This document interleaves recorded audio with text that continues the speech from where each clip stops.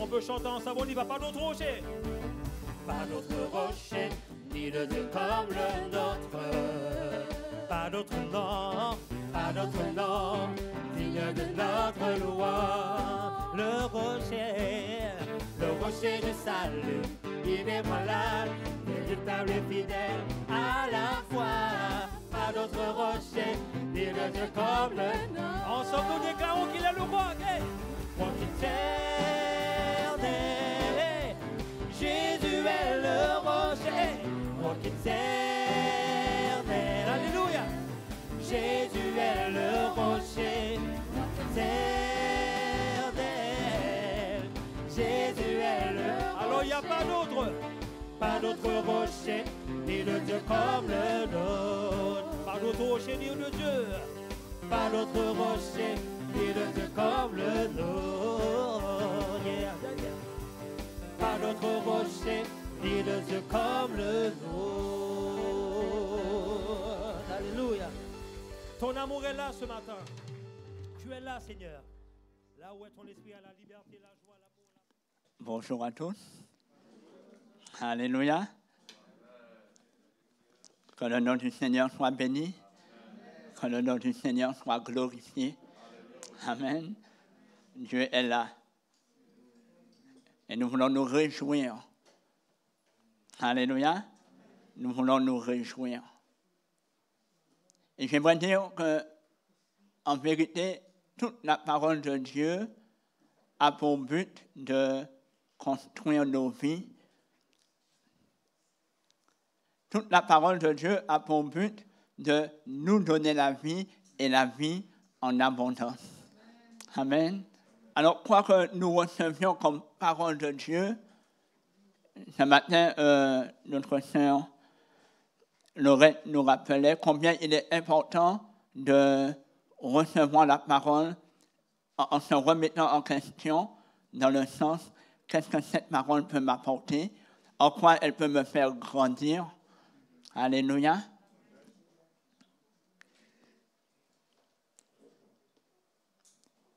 La Bible nous dit également que la fin de toute chose vaut mieux que son commencement. C'est pourquoi je vais vous inviter, si c'est possible, de rester jusqu'à la fin de la prédication.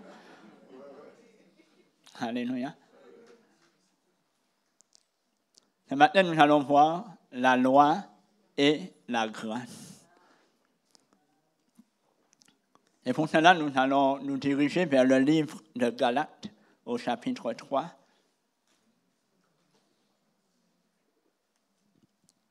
Galates, chapitre 3, nous lirons les versets 15 à 25.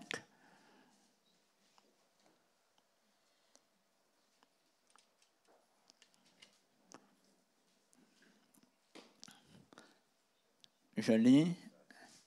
Frères, je parle à la manière des hommes. Une disposition en bonne forme, bien que faite par un homme, n'est annulée par personne, et personne n'y ajoute. Or, les promesses ont été faites à Abraham et à sa postérité.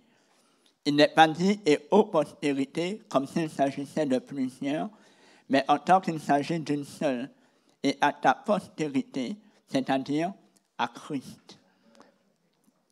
Voici ce que j'entends, une disposition que Dieu a confirmée antérieurement ne peut pas être annulée, et ainsi la promesse rendue vaine par la loi survenue 430 ans plus tard. Car si l'héritage venait de la loi, il ne viendrait plus de la promesse. Or, c'est par la promesse que Dieu a fait à Abraham ce don de sa grâce. Pourquoi donc la loi? Elle a été donnée ensuite à cause des transgressions, jusqu'à ce que vint la postérité à qui la promesse avait été faite. Elle a été promulguée par des anges au moyen d'un médiateur. Or, le médiateur n'est pas médiateur d'un seul, tandis que Dieu est un seul. La loi est-elle donc contre les promesses de Dieu? Loin de là. S'il eût été donné une loi qui pût procurer la vie, la justice viendrait réellement de la loi. Mais l'Écriture a tout renfermé sous le péché, afin que ce qui avait été promis fût donné par la foi en Jésus-Christ à ceux qui croient. Avant que la foi vînt, nous étions enfermés sous la garde de la loi, en vue de la foi qui devait être révélée. Ainsi, la loi a été comme un pédagogue pour nous conduire à Christ, afin que nous puissions justifier par la foi. La foi étant venue, nous ne sommes plus sous ce pédagogue. Amen. Et là, vous avez remarqué que j'ai donné pour titre à ce message la loi et la grâce, et non pas la loi ou la grâce. Vous connaissez qu'il est écrit « Ne croyez pas que je sois venu pour abolir la loi et les prophètes. Je suis venu non pour abolir, mais pour accomplir. » La grâce n'a donc pas pour but de remplacer la loi. Jésus-Christ n'est pas venu abolir la loi, mais il est venu lui donner tout son sens. Amen. C'est ce que nous allons voir, c'est ce que je vous propose de développer au travers de 4 points. Pourquoi la loi? Les conséquences de la loi? Pourquoi la grâce? Et les conséquences de la grâce. Alors, la loi. Pourquoi la loi? D'où vient que nous connaissions que nous avons péché contre Dieu? N'est-ce pas lorsque nous désobéissons au commandement de Dieu? N'est-ce pas cela qui va rendre témoignage à notre cœur ou à notre esprit que là, nous faisons ce que Dieu n'agrée pas? En fonction d'une loi qu'il a prescrite, nous pourrons voir si nous marchons à sa suite ou pas. C'est lorsque nous désobéissons au commandement de Dieu que nous savons que nous avons péché contre Dieu. Si nous prenons l'exemple de 2 enfants dans 2 familles distinctes, 2 enfants qui sont éduqués différemment. Au premier, on lui donnera ce commandement, tu ne sauteras point dans les flaques d'eau. Alors qu'au deuxième, on ne dira rien. On le laisse libre. Il fera comme il voudra. Alors il y a de fortes chances que celui-là, il saute dans les flaques d'eau. Parce que pour un enfant, ça paraît comme un jeu. Il y a là une sensation d'amusement, de plaisir. Il sera automatiquement ou très largement attiré vers ces flaques d'eau. C'est pourquoi la Bible nous dit que personne, lorsqu'il est tenté, ne dise « c'est Dieu qui me tente ». Car Dieu ne peut être tenté par le mal et il ne tente lui-même personne. Mais c'est chacun est tenté quand il est attiré et amorcé par sa propre convoitise, par ses propres envies. Alors, lisons encore Romains chapitre 7, au verset 7 à 13.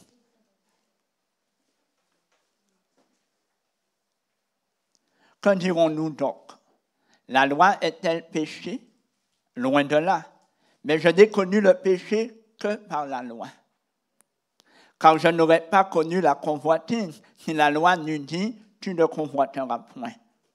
Et le péché, saisissant l'occasion, produisit en moi par le commandement toutes sortes de convoitises. Sans la loi, le péché est mort. Pour moi, étant autrefois sans loi, je vivais. Mais quand le commandement vint, le péché reprit vie, et moi, je mourus. Ainsi, le commandement qui conduit à la vie se trouva pour moi conduire à la mort. Car le péché, saisissant l'occasion, me séduisit par le commandement et par lui me fit mourir. La loi donc est sainte et le commandement est saint, juste et bon.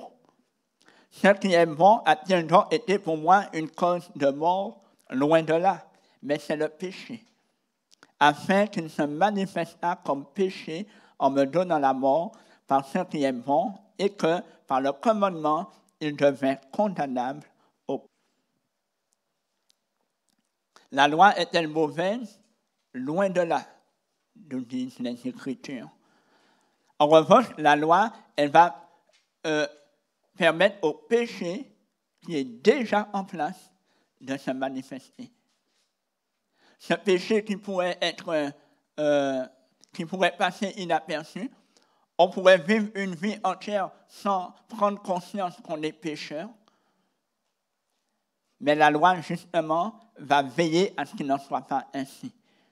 En tout cas, vis-à-vis de Dieu. Tout un chacun, par la loi, sera appelé à prendre conscience que là, il ne marche pas dans la droiture. Il ne marche pas dans la justice. Il ne marche pas dans la vérité. La différence entre les deux enfants, c'est que si tous les deux sautent dans les flaques d'eau, il n'y a que le premier qui sera qualifié de désobéissant à cause du commandement qui lui avait été donné. Alors vous me direz, mais ce n'est pas juste. Les deux enfants sont tout à fait charmants. C'est la loi qui est là mal placée. C'est ce commandement qui est inapproprié pour un enfant. Alors laissez-moi maintenant vous présenter les mêmes enfants sous un autre angle.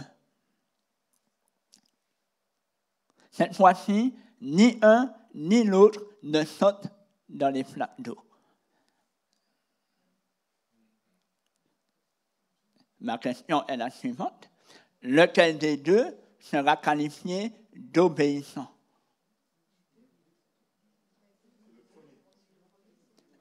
C'est le premier.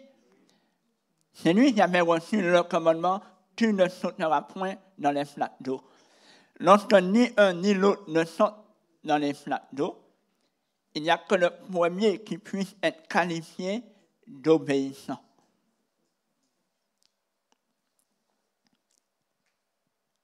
C'est bien à cause de l'existence de la loi, du commandement, qu'il est qualifié d'obéissant.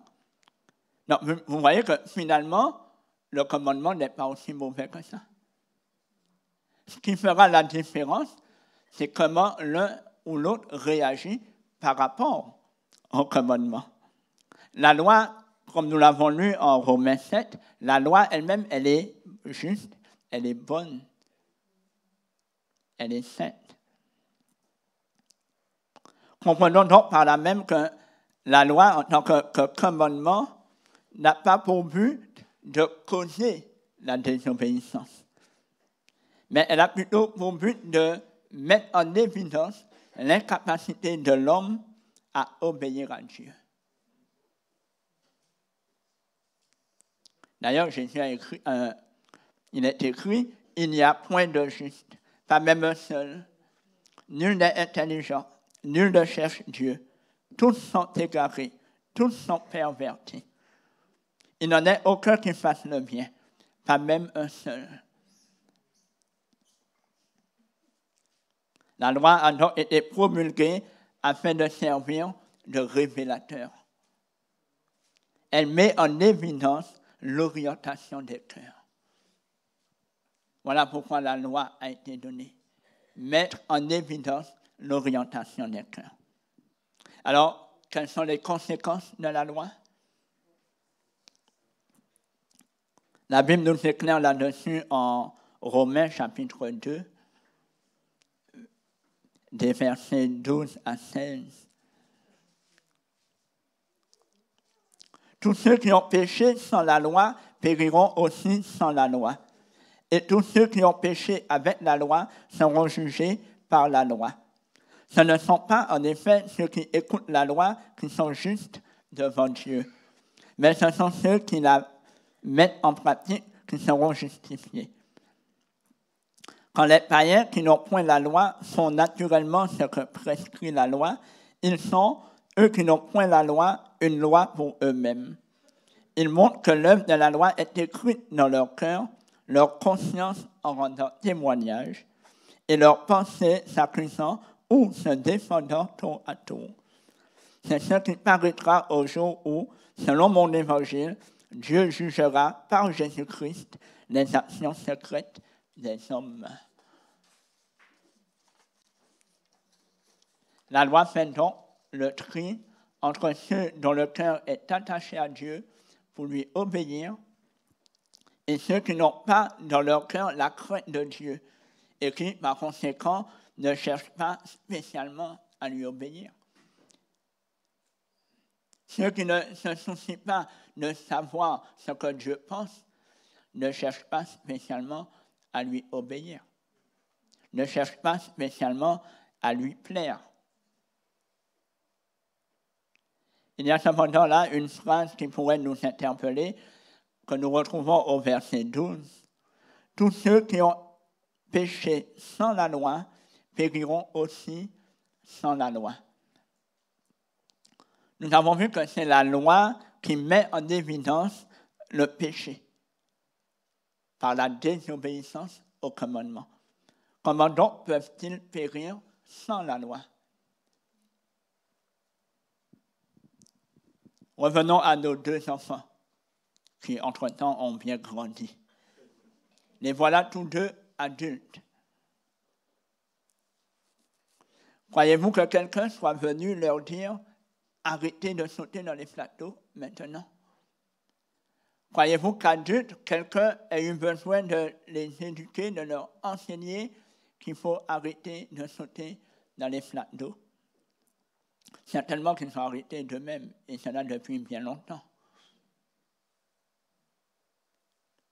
Le verset 15 précise, il montre que l'œuvre de la loi est écrite dans leur cœur, leur conscience en rendant témoignage et leurs pensées s'accusant ou se défendant tour à tour.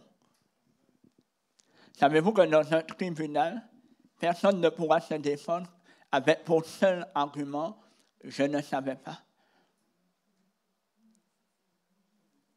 Il lui sera automatiquement répondu « nul n'est censé ignorer la loi ».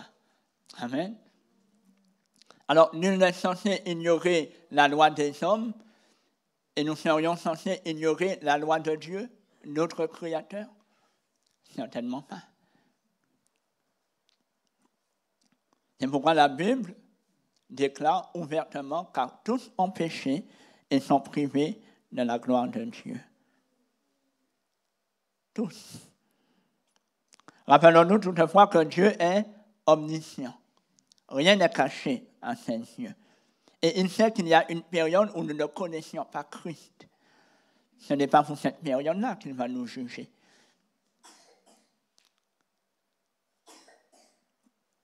Actes chapitre 17, versets 30 et 31 déclare « Dieu, sans tenir compte des temps d'ignorance, annonce maintenant à tous les hommes, en tout lieu, qu'ils aient à se repentir, parce qu'il a fixé un jour où il jugera le monde selon la justice. Par l'homme qu'il a désigné, ce dont il a donné à tous une preuve certaine en le ressuscitant des morts. » Amen. La loi me fait connaître que spirituellement, je suis malade et que je dois consulter. Voilà le rôle de la loi.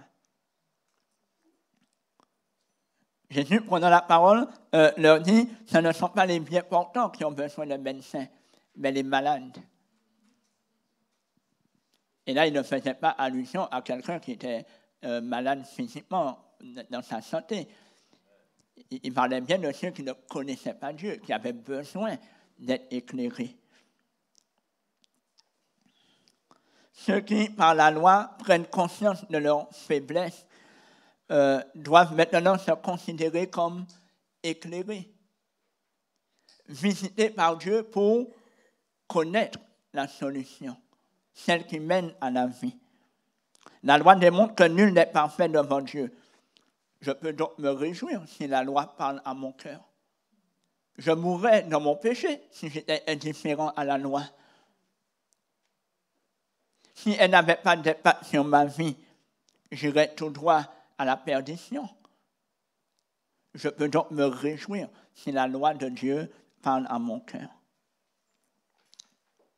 Mais grâce soit rendue à Dieu de ce que, après avoir été esclave du péché, vous avez obéi de cœur à la règle de doctrine dans laquelle vous avez été instruits.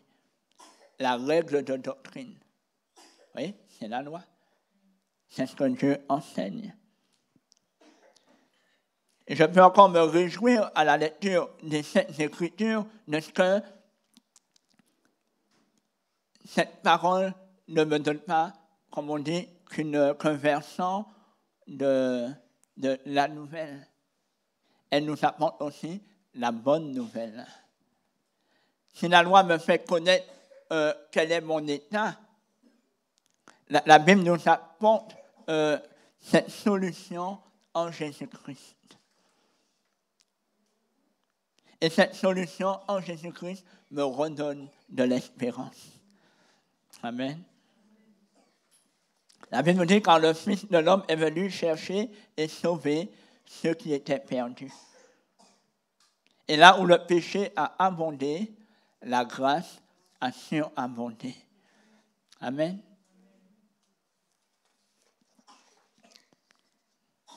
Eh bien, justement, nous allons parler de la grâce.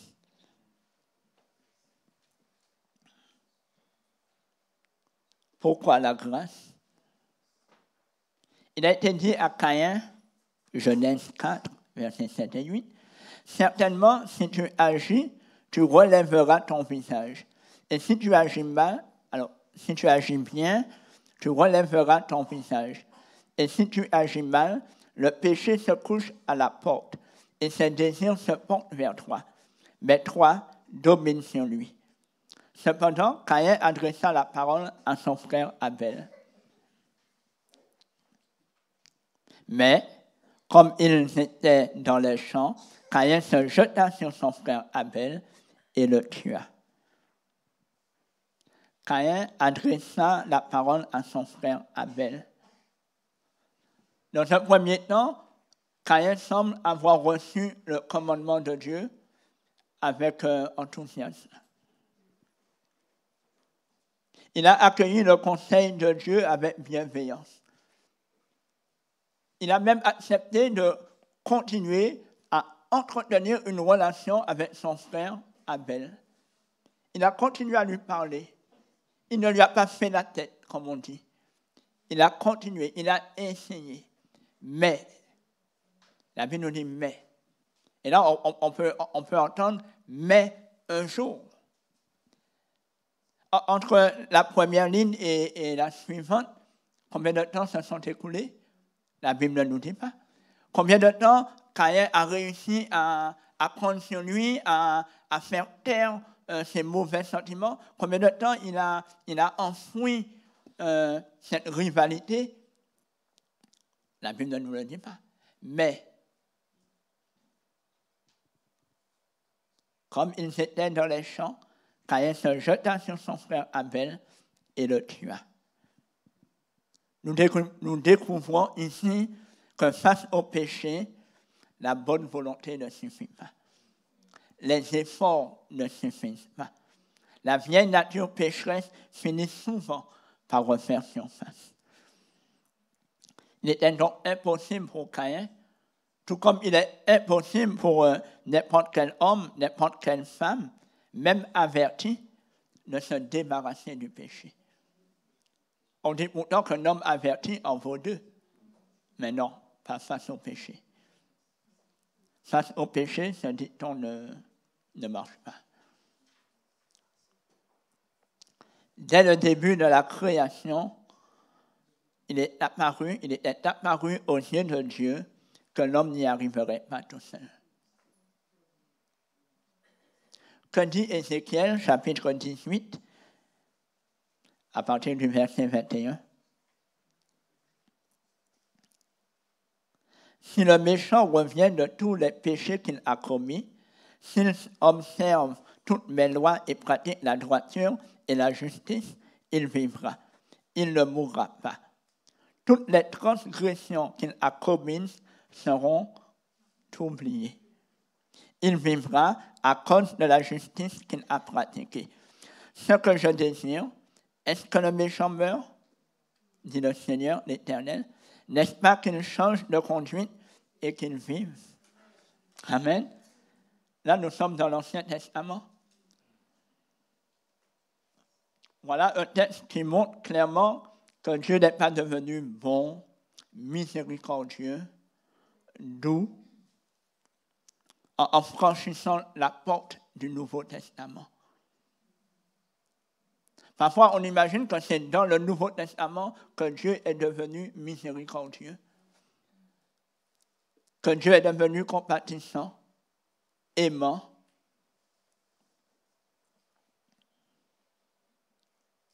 Puisque Jésus-Christ est le même hier, aujourd'hui et éternellement. Et puisqu'il est l'image du Dieu invisible, comprenons que Dieu, tel que nous le découvrons, tel que nous le connaissons dans le Nouveau Testament, n'est pas différent de celui dont parle l'Ancien Testament. Le Dieu de l'Ancien Testament n'a pas eu besoin de se remettre en question pour devenir meilleur dans le Nouveau Testament. Dieu est Dieu de toute éternité. Alléluia. Nous parlons aisément de la grâce de Dieu dans le Nouveau Testament. Mais que dit Exode 33, versets 18 et 19? Moïse dit, « Fais-moi voir ta gloire. » L'Éternel répondit, « Je ferai passer devant toi toute ma bonté et je proclamerai devant toi le nom de l'Éternel. Je fais grâce à qui je fais grâce et je fais miséricorde à qui je fais miséricorde. » Alléluia. Et parce que dès le commencement, Dieu est amour, parce que dès le commencement, Dieu est miséricordieux, bon, patient, dès le commencement, il avait prévu de prendre les choses en main. Amen. La loi, elle était nécessaire afin que l'homme prenne conscience de qui il est, de quelle est sa position vis-à-vis de Dieu. Mais Hébreux, chapitre 1,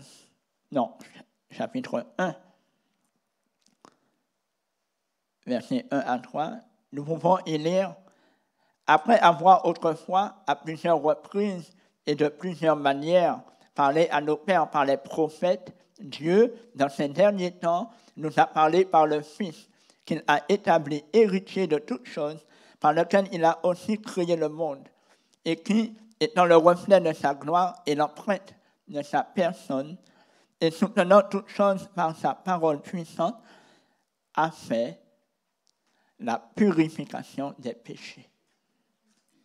Et s'est assis à la droite de la majesté divine dans les lieux très hauts. Amen. Jésus-Christ est venu révéler le Père et faire à notre place ce que nous ne pouvions pas faire par nous-mêmes. En l'occurrence, nous purifier et nous délivrer du pouvoir du péché et de la mort. La grâce de Dieu s'est manifestée en Jésus-Christ parce que nous ne pouvions pas par nous-mêmes nous délivrer du péché et de la mort. Dieu choisit de se faire connaître à ceux qui n'en sont pas dignes. Dieu accepte d'agir pour le salut des âmes, de personnes qui ne le méritent pas. Et là, je parle de toute l'humanité. Cela s'appelle la grâce de Dieu. Telle en est la manifestation. L'apôtre Paul nous donne son témoignage et il déclare en 1 Timothée 1, versets 12 à 14. « Je rends grâce à celui qui m'a fortifié, à Jésus-Christ notre Seigneur, de ce qu'il m'a jugé fidèle, en m'établissant dans le ministère. Moi qui étais auparavant un blasphémateur, un persécuteur, un homme violent, mais j'ai obtenu miséricorde parce que j'agissais par ignorance dans l'incrédulité et la grâce du Seigneur a surabondé avec la foi et la charité qui est en Jésus-Christ. » Le témoignage de l'apôtre Paul est poignant. Un homme qui a persécuté l'Église, qui a persécuté les chrétiens, qui a persécuté les enfants de Dieu, c'est à lui que Dieu va faire grâce. D'une manière exceptionnelle. Et comme moi, il vous est certainement déjà arrivé de dire, mais ce n'est pas juste. Celui qui te cherchait le plus t'a à peine trouvé, et celui qui ne te cherchait pas, alors là, c'est l'apothéose. La grâce de Dieu, elle est ainsi. Comprenons par là que celui qui le cherche et celui qui ne le cherche pas ne sont pas plus méritants l'un ou l'autre. Celui qui le cherche n'est pas plus méritant que celui qui ne le cherche pas. Tous les deux sont sauvés par grâce. Amen. En effet, ce n'est pas par la loi que l'héritage du monde a été promis à Abraham ou à sa postérité. C'est par la justice de la foi. Vous connaissez qu'il est écrit « Abraham crut et cela lui fut imputé à justice ». Notez que si nous ne vivons plus sous la loi mosaïque, pour autant nous ne vivons pas sans foi ni loi. Matthieu 22, versets 34 à 40. Vous savez que les scribes, les pharisiens, ils aimaient beaucoup tenter Jésus. Ils cherchaient souvent à le prendre au piège. Les pharisiens, ayant appris qu'il avait réduit au silence les Sadducéens, se rassemblèrent et l'un d'eux, docteur de la loi, lui fit cette question pour l'éprouver. « Maître, quel est le plus grand commandement de la loi ?» Jésus lui répondit, « Tu aimeras le Seigneur, ton Dieu, de tout ton cœur, de toute ton âme et de toute ta pensée. C'est le premier et le plus grand commandement. Et voici le second qui lui est semblable, tu aimeras ton prochain comme toi-même. De ces deux commandements dépendent toute la loi et les prophètes. » À la question, Maître, quel est le plus grand commandement de la loi? Jésus n'a pas répondu, mais pourquoi parles-tu encore de commandement et de loi? Jésus montre ici qu'il ne fait pas une croix, qu'il n'efface pas la loi et les prophètes. Qu'est-ce qu'il va faire? Il va en faire une synthèse. Alléluia. Il enseignait par là qu'effectivement, il n'était pas question de remettre, de mettre la loi au rébut. Cependant, vu le résultat obtenu par la loi mosaïque, Jésus ne va pas présenter la grâce comme une liste d'interdits, tel que Moïse l'avait fait avec la loi, en déclarant « Tu n'auras pas d'autre Dieu devant ma face, tu ne te feras point d'image taillée, tu ne tueras point, tu ne déroberas point, tu ne commettras point d'adultère, tu ne porteras point de faux témoignages contre ton prochain, tu ne convoiteras point la maison de ton prochain, ni aucune chose qui appartienne à ton prochain. » Vous voyez, tu ne feras pas, tu ne feras pas, tu ne feras pas, tu ne feras pas. Et nous avons vu que justement, à cause du commandement, là, on est incité à faire justement ce qu'il ne faut pas faire. Jésus-Christ va présenter la grâce comme une alliance volontaire et réciproque, voulue par Dieu et acceptée par l'homme. Voilà l'alliance de la grâce. Voilà l'alliance que Dieu propose en Jésus-Christ. Une réconciliation voulue par Dieu, mais qui doit être acceptée par l'homme, par chacun. Alléluia. Et que se passe-t-il lorsque l'homme accepte et reçoit la grâce de Dieu? C'est ce que nous allons voir au travers du 4e point, les conséquences de la grâce.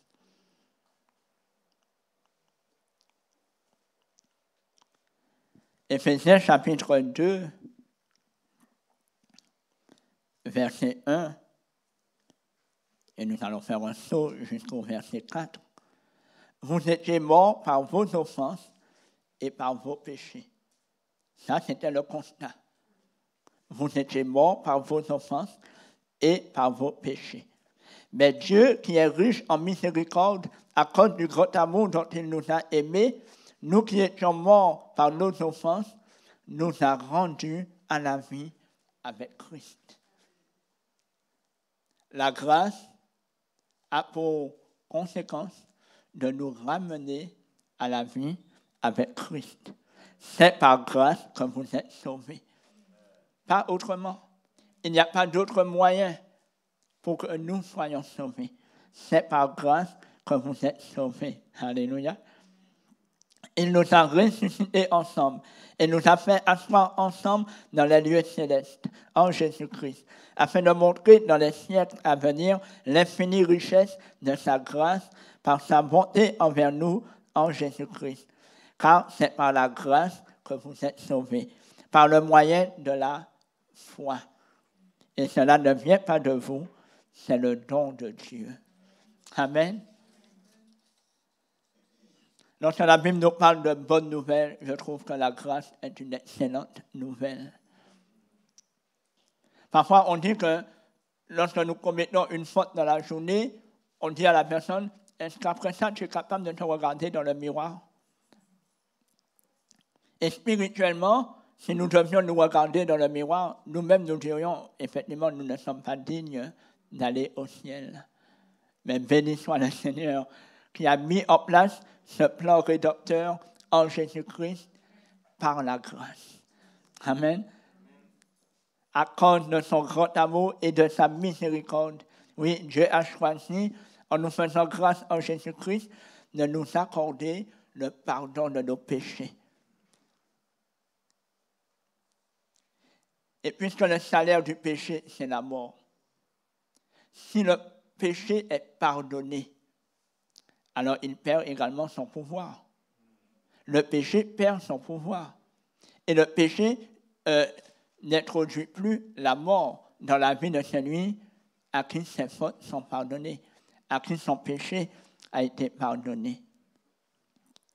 C'est pourquoi Romains 3, versets 23-24, dit « Car tous ont péché et sont privés de la gloire de Dieu, et ils sont gratuitement justifiés par sa grâce, par le moyen de la rédemption qui est en Jésus-Christ. » Oui, la grâce nous accorde la justification par la foi. Nous sommes rendus justes par la grâce de Dieu. Alléluia. Romains 6, verset 22.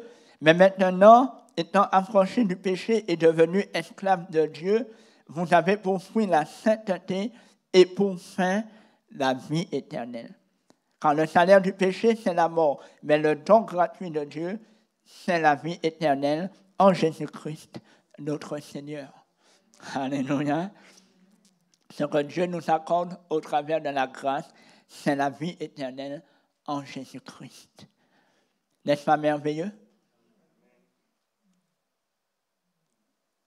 Au sujet de Jésus-Christ, Jean lui a rendu témoignage et s'est écrié « C'est celui dont j'ai dit, celui qui vient après moi m'a précédé, car il était avant moi. » Et nous avons tous reçu de sa plénitude et grâce pour grâce.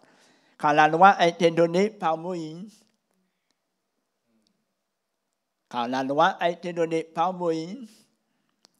La grâce et la vérité sont venues par Jésus-Christ. Amen. Bien-aimés, lorsque Christ règne dans nos cœurs, il nous accorde toutes ses faveurs. La justification, le pardon des péchés, la vie éternelle. Tout à l'heure, nous avons chanté « Viens, dépose tes fardeaux ». Tout ce qui pourrait peser sur toi, dépose-le au pied de la croix, où Christ a tout accompli. Et réjouis-toi dans le Seigneur. Réjouis-toi dans le Seigneur à cause de la grâce qu'il t'a accordée. Alléluia. Oui, autrefois, nous étions perdus à cause de notre péché. Oui, nous sommes encore dans cette nature humaine, cette nature pécheresse. Mais Christ a tout accompli. Christ a tout accompli, afin qu'en lui, nous ayons la vie et la vie en abondance. C'est-à-dire une vie non plus focalisée sur ce que je suis par ma nature humaine, mais sur ce que je suis devenu par la foi en Jésus-Christ. Amen.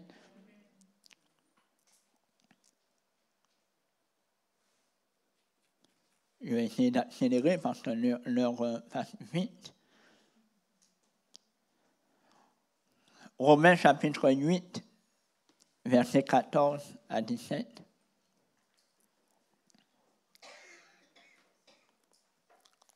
Pardonnez-moi, c'est quand même important. Je vais quand même lire 1 Jean 4, verset 18. 1 Jean 4, verset 18 nous dit « La crainte n'est pas dans l'amour, mais l'amour parfait bannit la crainte.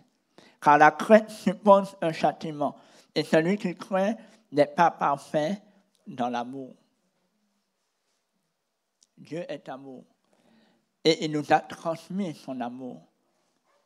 Alléluia. Rappelez-vous de la réponse de Jésus, « Tu aimeras l'Éternel ton Dieu de tout ton cœur, de toute ton âme, de toute ta pensée. » Oui.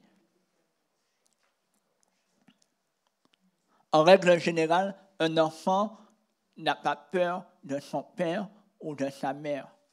Je dis bien en règle générale. Ce dont il a peur, c'est de prendre la fessée, c'est d'être grondé, c'est d'être puni.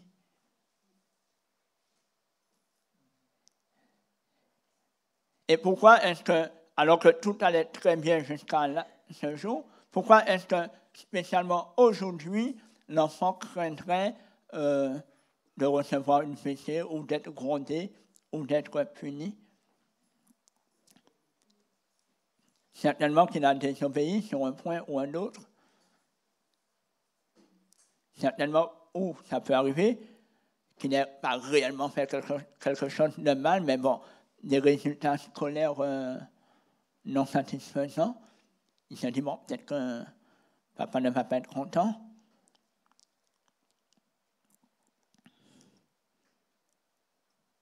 Comprenons par là que, voilà, l'amour parfait bannit la crainte. Nous ne pouvons pas être en Christ et avoir peur de Dieu. Nous ne pouvons pas être en Christ et chaque jour marcher tête basse en pensant que, voilà, je ne suis pas digne. Oh, voilà, j'ai encore raté une marche, spirituellement parlant. Non, alléluia.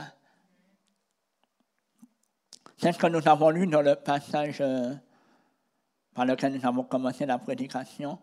La promesse avait été faite à Abraham et la loi est survenue 430 ans plus tard. Est-ce que la loi, à ce moment-là, est venue annuler la promesse de Dieu? Nous l'avons lu, loin de là. Dieu avait annoncé la grâce. Entre-temps, il a donné la loi afin que l'homme prenne conscience de qui il est, où est-ce qu'il en est. De telle sorte que lorsque la grâce serait mise en place, que l'homme puisse réellement mesurer la grandeur de l'œuvre de Dieu. Alléluia. Si entre-temps l'homme n'avait pas pris conscience de combien il est pécheur souillé, on lui parlerait de grâce, il dirait, mais c'est quoi? Je te pardonne ton péché, mais quel péché? C'est quoi le péché? Il fallait d'abord la loi pour prendre conscience de tout cet état de fait. Alléluia.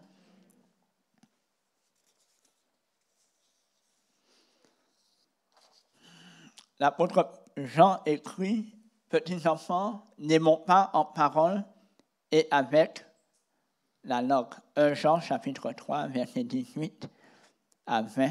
« Petits enfants, n'aimons pas en parole et avec la langue, mais en action et avec vérité. Par là, nous connaîtrons que nous sommes de la vérité et nous rassurerons nos cœurs devant lui. Car si notre cœur nous condamne, Dieu est plus grand que notre cœur et il connaît toutes choses. » Alléluia. Qu'est-ce qui va rassurer nos cœurs ici? C'est le fait que nous-mêmes, nous marchions dans l'amour. Que nous aimions Dieu plus que tout et que nous aimions notre prochain comme nous-mêmes. Voilà ce qui va rassurer nos cœurs. Et si quelqu'un a péché, nous avons un avocat auprès du Père, Jésus-Christ, le juste.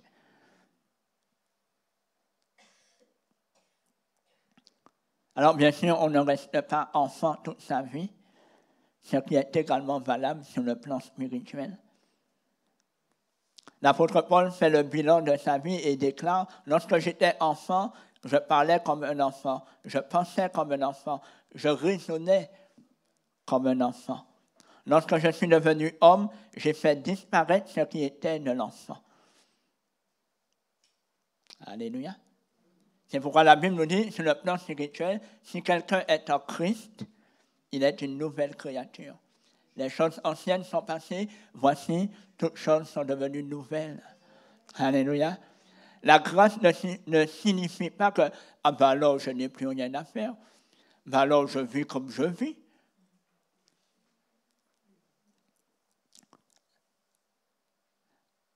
À la lumière des Saintes Écritures, il y a un progrès. La Bible dit que vos progrès soient évidents aux yeux de tous. Par amour, on cherche et on recherche à toujours plaire à son Dieu et à son Créateur. Et cela passe par le fait de plaire également à son prochain, dans le sens de lui être en bénédiction. Amen. Et bien aimé, c'est ce que Jésus a fait en résumant toute la loi et les prophètes par ces 2 commandements. Il nous dit, si vous faites ça, alors tout ira bien. C'est pas merveilleux, ça? Nous, souvent, nous cherchons à faire encore autre chose. De la même manière qu'il a dit, fais de l'Éternel tes délices, et il te donnera ce que ton cœur désire. Si tu as fait de lui tes délices, automatiquement, ton cœur ne va désirer que ce qui lui est agréable. Amen. De la même manière, si tu aimes Dieu de tout ton cœur, de toute ton âme, de toute ta pensée, et si tu aimes ton prochain comme toi-même, alors toutes tes actions seront amenées à être en bénédiction à ton prochain de manière à glorifier Dieu. Alléluia. Et comme nous l'avons dit, voilà qui va rassurer nos cœurs devant Dieu.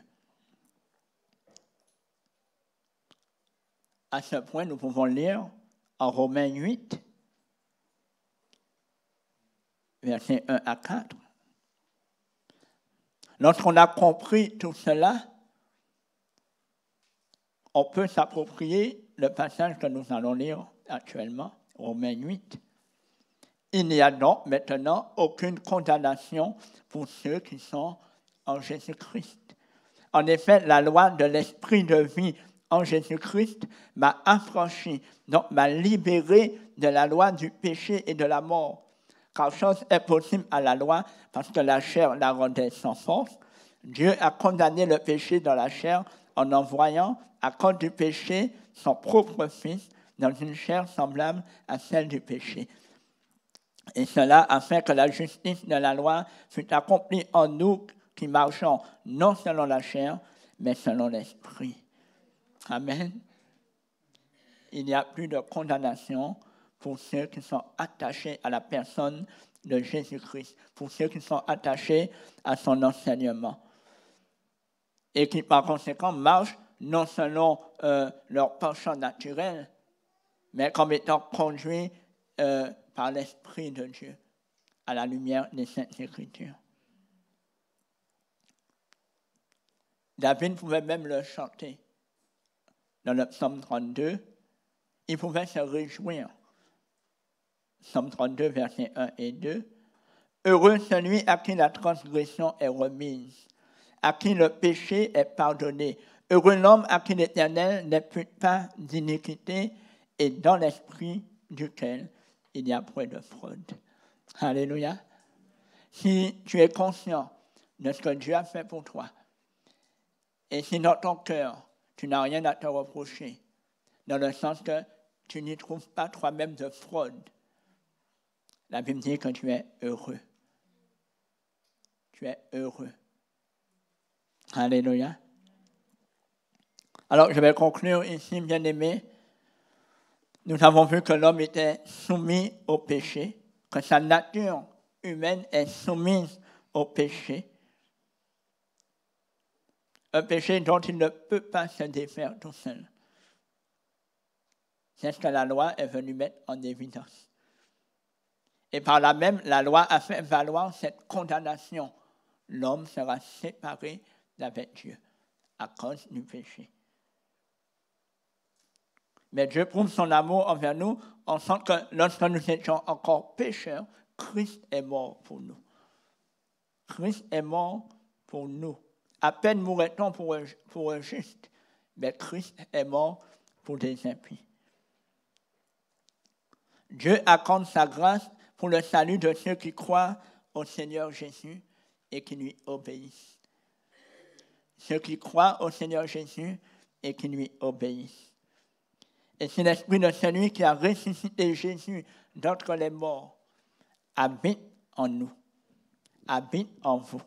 Celui qui a ressuscité Christ d'entre les morts rendra aussi la vie à vos corps mortels par son esprit qui habite en vous.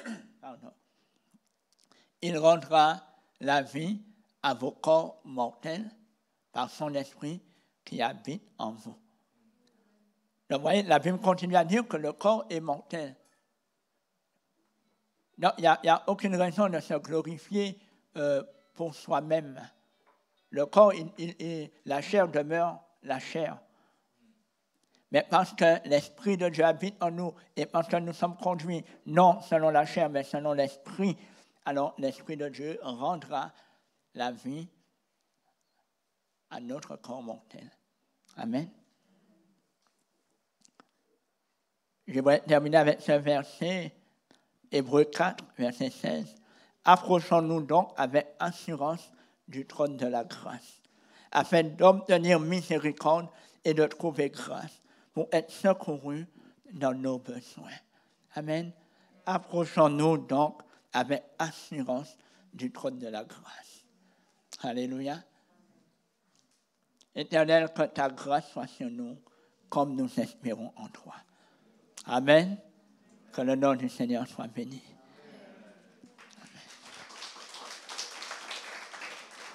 Infiniment, abondamment, bien au-delà de tout ce que tu demandes. Ensemble, au travers de la puissance qui agit en toi. Dieu est capable de faire tout ce qu'il dit, il fera. Il accomplira toutes ses promesses envers toi et moi. Garde ta foi en Dieu, il ne t'abandonnera pas. Ensemble, il fera. Yeah! Bon dimanche à tous. Oh, il fera. Pour faire un don en ligne, c'est simple, rapide et sécurisé. Tapez tout d'abord CCPE Montreuil dans votre barre de recherche. Une fois terminé, cliquez sur le premier lien « Bienvenue à l'église CCPE de Montreuil ». Sur la page d'accueil, cliquez sur le bouton « Faire un don ». Puis cliquez sur « Je donne en ligne ». Et voilà, c'est presque terminé. Vous êtes sur la page de paiement en ligne sécurisée de l'église. Remplissez les champs obligatoires et n'oubliez pas de cliquer sur « Valider ». Donner en ligne, c'est simple, rapide et sécurisé. Aimer, c'est donner. Donner, c'est aimer.